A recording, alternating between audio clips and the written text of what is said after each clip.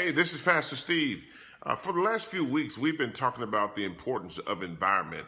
I want to continue with this subject on today because this is vital to our lives. Hear this again. We must surround ourselves with people and opportunities that are conducive to our development. Now, today, I want to give you three levels of association. The first one, and I will tell you right now, the first one is the most difficult one. The first one is disassociation. There are people and there are places that you're going to have to disassociate yourself from if you're going to make it to your dream.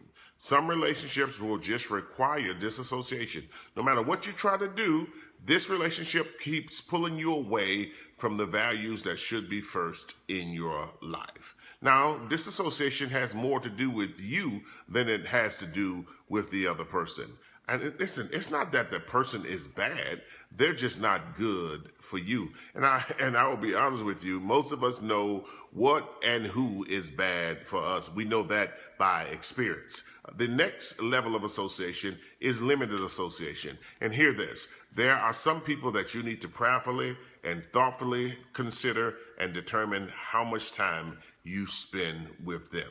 Spend major time with positive influences and spend minor time with negative influences. It's all right to have casual friends as long as you give them casual time.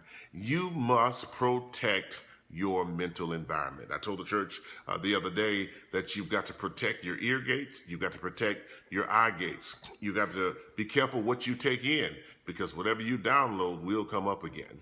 The third level of association is expanded association. If you're going to be successful, you've got to spend more time with the right people.